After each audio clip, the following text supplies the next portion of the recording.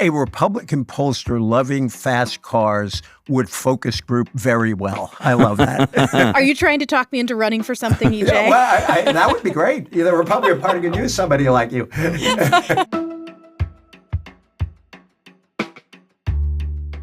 Hi, I'm Robert Siegel, once again in conversation about politics with two people who know much more about the subject than I ever will.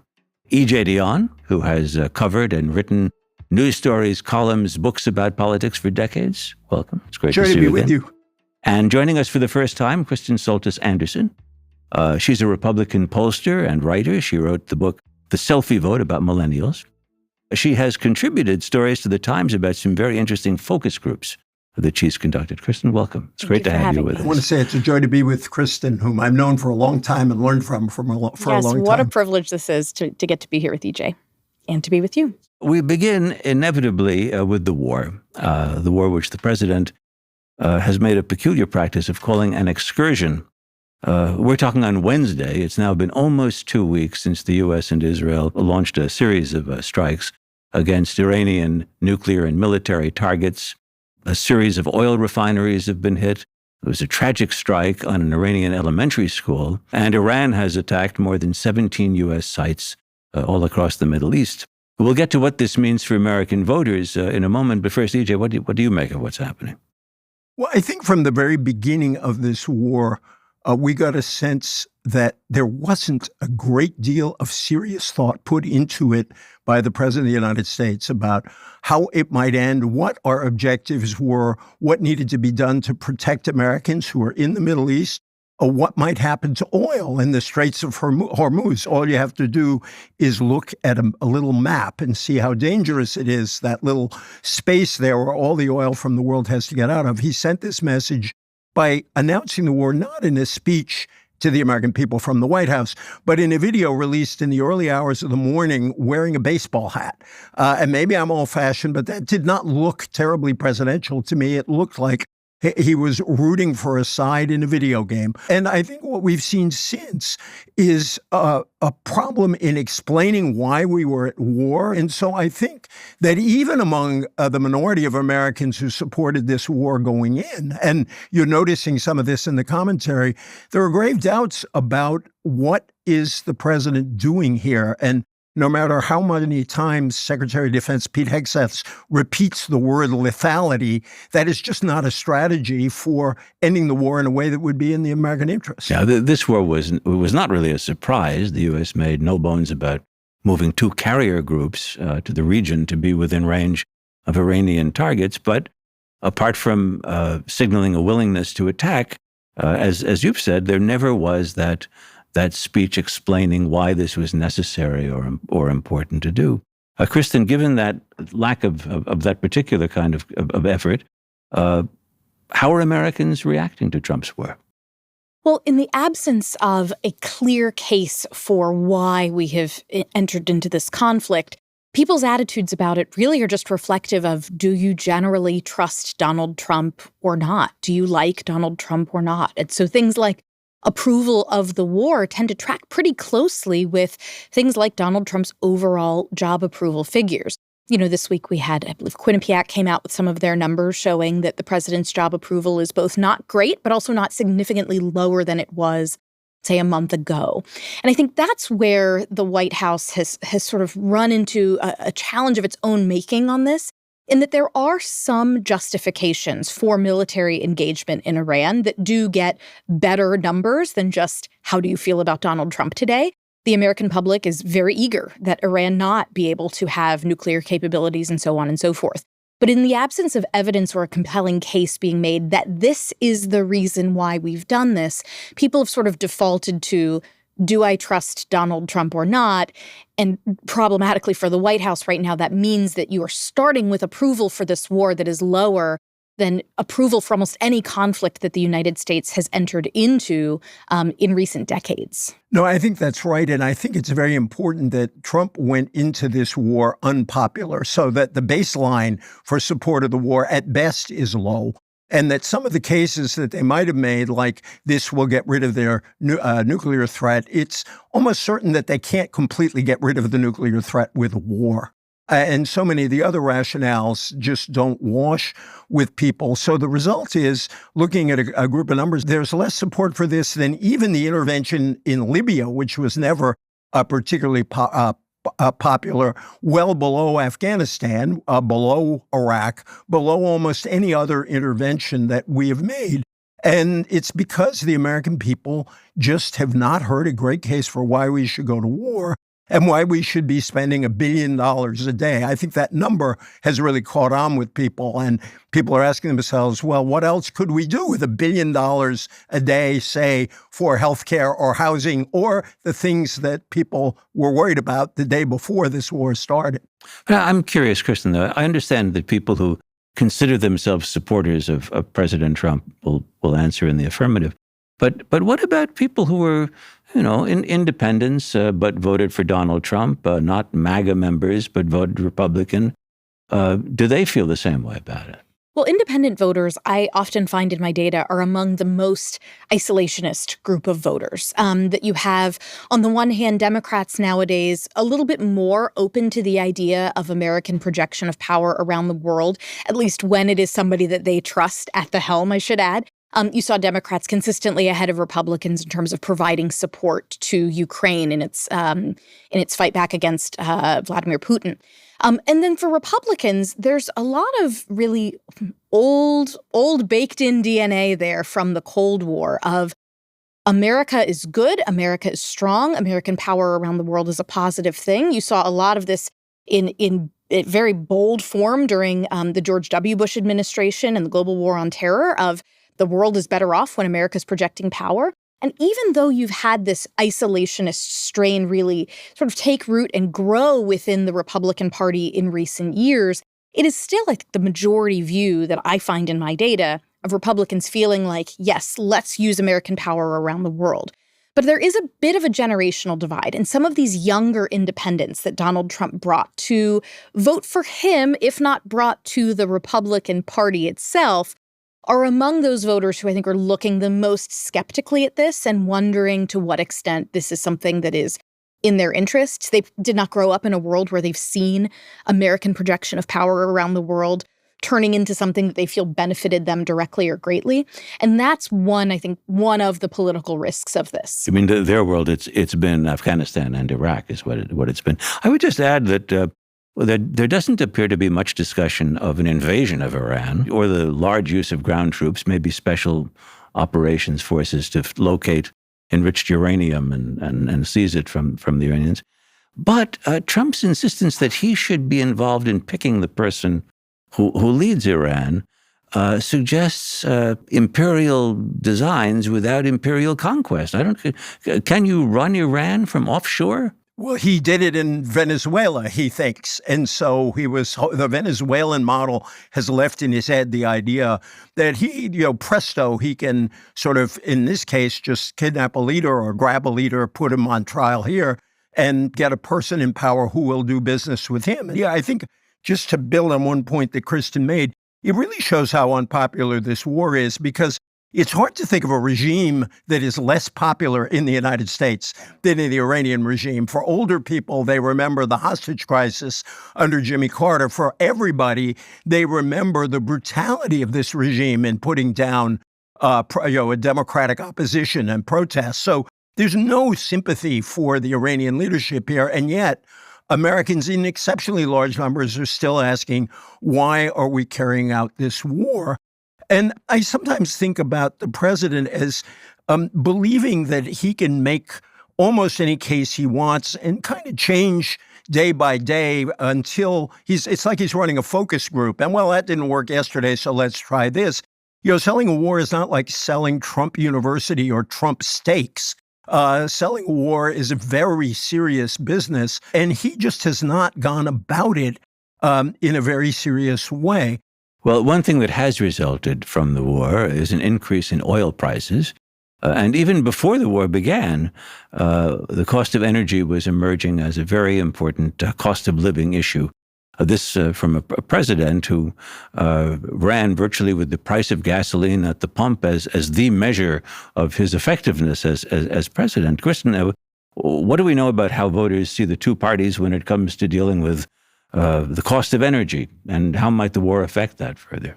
Well, when you ask voters which party they trust more on the overall question of cost of living, much to Republicans' chagrin, it's become a more even fight than it was certainly than a year or definitely than 2 years ago. But when you break it out by different categories, which party do you trust more on an issue like healthcare? Democrats tend to be much more trusted to bring down the cost of healthcare. When you ask who do you trust more to bring down the cost of education, Democrats are much more trusted. But on energy and gas prices, that is one area where voters have tended to trust Republicans more.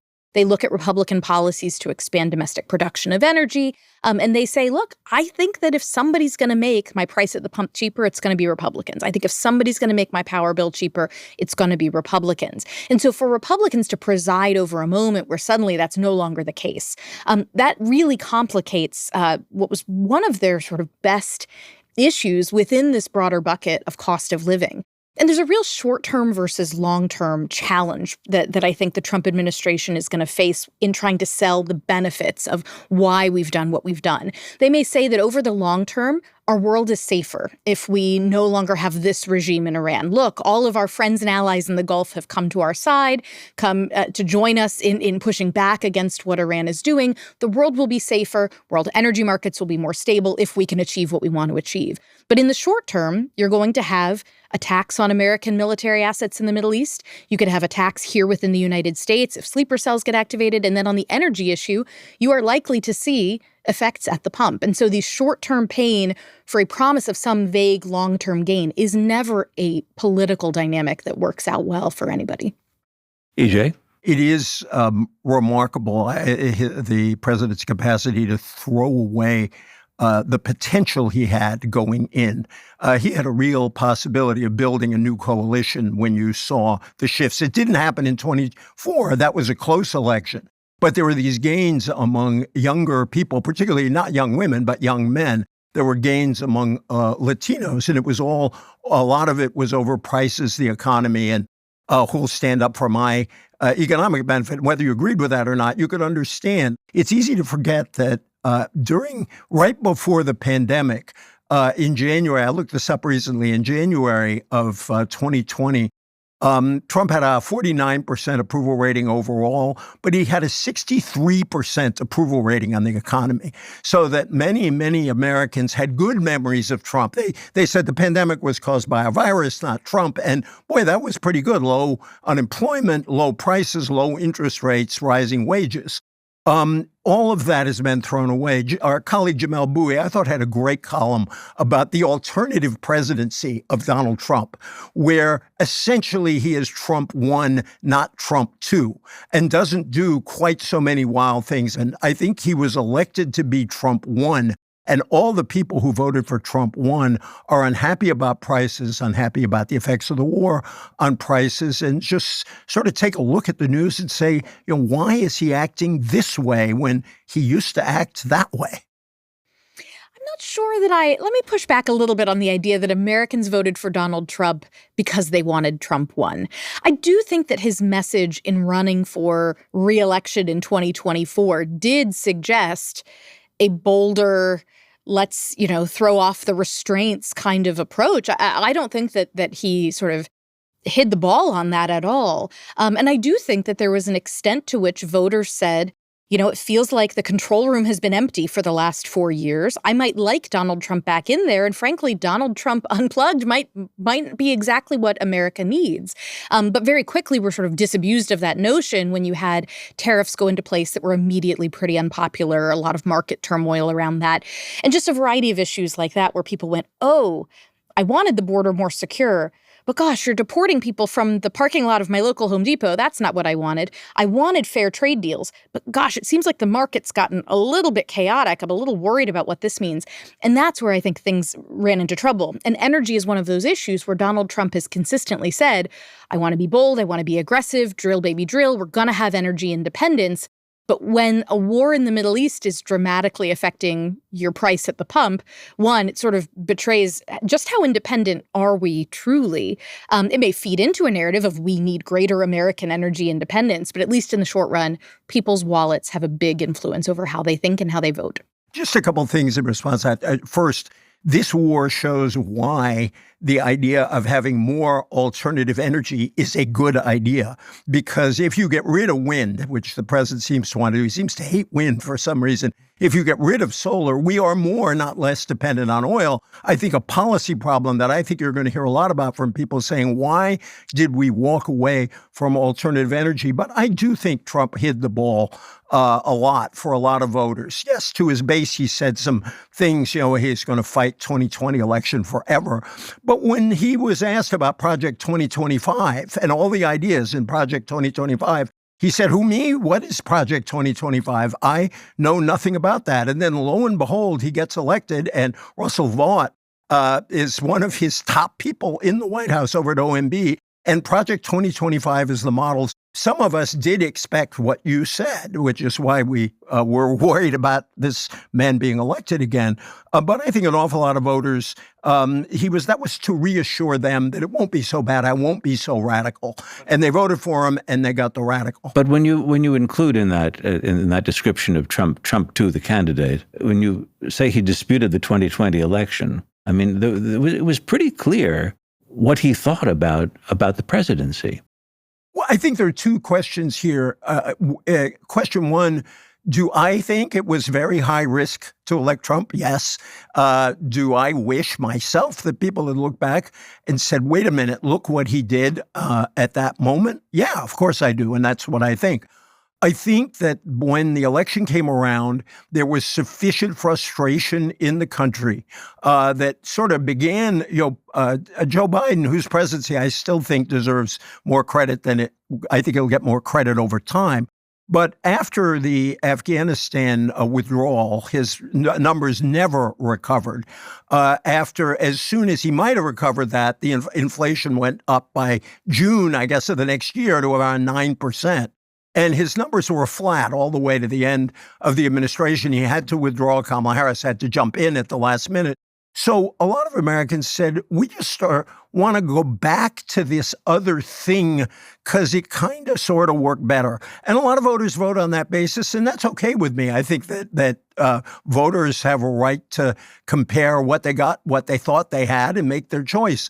In the end, I think this is not what they voted for. There was a special election this week in the very conservative Georgia House District that was represented by Marjorie Taylor Greene, who's retired, and the Democrat running, and that's a jungle primary, so both Democrats and Republicans and libertarians all ran.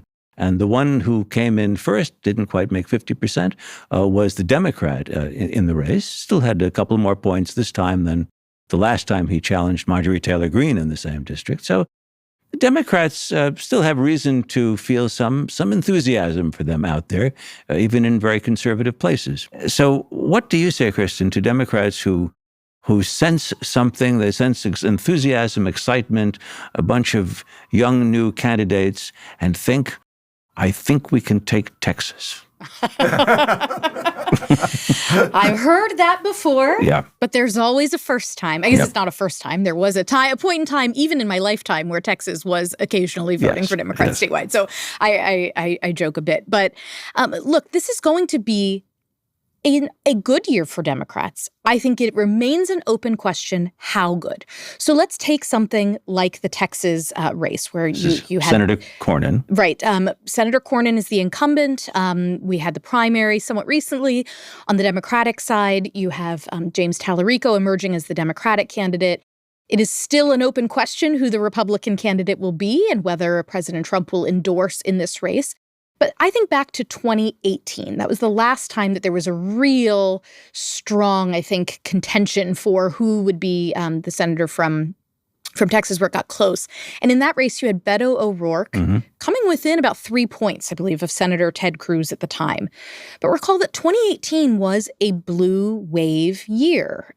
It was a very good environment for Democrats. It was where you had the initial backlash to Trump, the hashtag resistance movement. You had a lot of Democratic voters very fired up to push back against what they saw was an administration in Washington that needed standing up to. And in that race, so I would then ask, if you're looking at something like Texas, I believe you would need three things to fall into place for it to be that extreme that Democrats could win Texas. One, is the environment better than 2018? I'm not yet convinced that it is. The political environment. The political environment for Democrats. It is certainly the case that in all of my data, I see Democrats are much more enthusiastic and motivated to vote than Republicans are. The reality is voters don't turn out to say thank you. They turn out to say they're mad as hell. And right now, Democrats are mad as hell. But you also have candidate quality. And so is the Democratic candidate in that race, James Tallarico, is he better than Beto O'Rourke was as a statewide candidate in 2018? I'm not yet convinced of that. And is the Republican candidate going to be a worse candidate statewide than Ted Cruz? I think it remains to be seen who emerges from this primary on the GOP side. So there are a lot of variables, both in terms of the overall environment and then at an individual level, who the candidates are in these different races that are going to affect whether Democrats can take the Senate in November. Well, first of all, I appreciate Kristen's loyalty to data, which teaches humility. And it is March, and we're talking about November. So that should be stated right up front. I think that what you're seeing in the enthusiasm gap that she mentioned is very, very important. It's a particularly large enthusiasm gap, both, if measured by determination to vote. Comparing the numbers of who strongly approves and who strongly disapproves of Trump, what's really striking is there's sometimes a big gap between strong approvers and strong disapprovers, with the disapprovers being much bigger. So in that sense, I think that it is very possible that if you compare 2018 to now, this could be more dangerous for Republicans than 2018 was. When it comes to Texas, first of all, I think Tallarico is a fascinating candidate because he's doing something I personally believe should have been done a long time ago, which is he's a religious Christian candidate who is picking a fight, who is making an argument about what it means to be a Christian. And he is arguing that not just that Christians should be compassionate toward the poor, and in favor of lifting people up economically and being for the outcast, which is standard. He's also saying this should affect the way we treat each other. And I think what's fascinating about his victory speech is it combined a really fierce attack on Trump and the Republicans with the idea that aren't we tired of being divided in our families over politics? Aren't we tired of not being able to talk to each other? And so David French, our colleague, wrote very thoughtfully about this. I think there is something really interesting about the kind of campaign Tallarico is running. Just to jump more generally, it would have to be a very large turnaround from now. I'm curious if Kristen agrees, for the Republicans to hold on to the House of Representatives. If the numbers in November are anything like they are now, looking at the enormous success of Democrats in virtually every special election we have seen since the beginning of 2025, huge, about a 13-point swing on average to Democrats, this spells real trouble for Republicans. No, Kristen?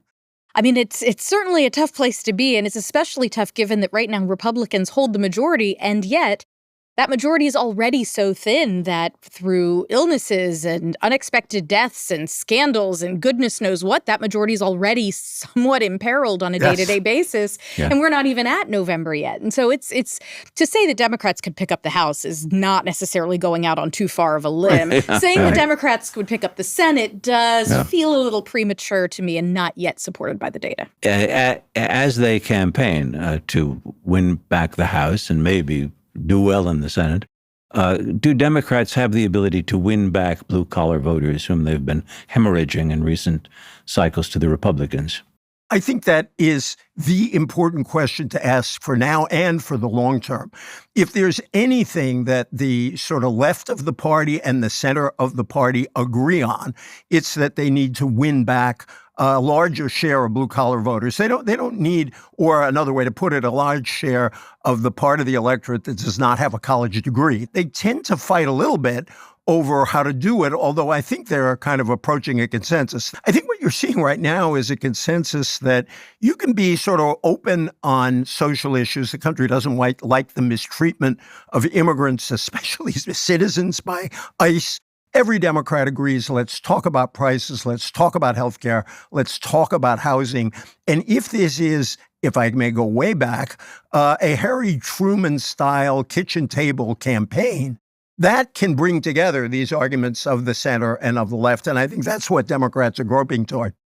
Kristen, is the Democrats' problem with these voters whom they'd like to see return to the Democratic Party, Is it basically cultural issues, or is it bread and butter issues? I think it's a little bit of both. I mean, I think, we talked about Tallarico and this race in Texas. I mean, let's be clear, there are going to be an unbelievable number of ads aired on television in Texas that highlight pieces from his various sermons where he has said things that are certainly outside of the mainstream and are certainly to the left of where the median Texas voter is. And even if said in the context of a sermon in a church, is going to be something that Republicans will be all too happy to highlight.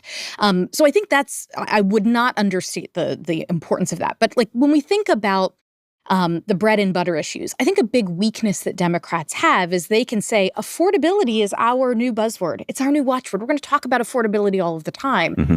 But I think the question is, well, what are you going to do about it? And if the answer is, we're going to subsidize X, Y, and Z more. That's our policy plan. Well, to what extent is that different from the spending that we saw during the Biden presidency that kind of fueled some of this inflation? And so I do think that Republicans sort of benefit from the fact that they are running against a Democratic Party who sort of know the words to mouth, but haven't yet said, here's what our agenda is that would actually bring your prices down. They know it's the issue to talk about, but they're not quite sure exactly what it is that they would do about it or how to communicate that to voters, where Republicans can say, we're cutting your taxes in one big, beautiful bill. And if people get their tax returns back in April and that's true, they'll be able to point to that. They used to be able to say, we're bringing your gas prices down. But Right. Of course, we know that they've now sort of lost that talking point, at least in the short term. But that's where I think Democrats have a weakness, is they can sort of say, they can pantomime that they care about affordability. But what's their plan to actually make things cheaper besides saying, I'm not Donald Trump?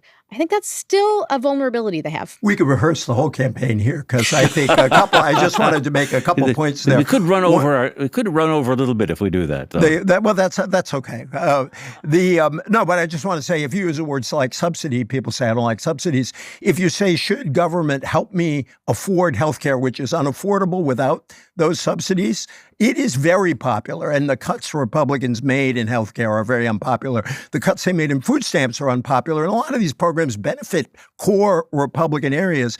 And the tax bill, you remember back when they passed the tax cut in 2018, it was unpopular. Why? Because most Americans don't like big tax cuts for the rich. Why? Because most of us aren't rich. And so I think there's a much more problematic path on those issues for the Republicans, but we'll see how it plays out.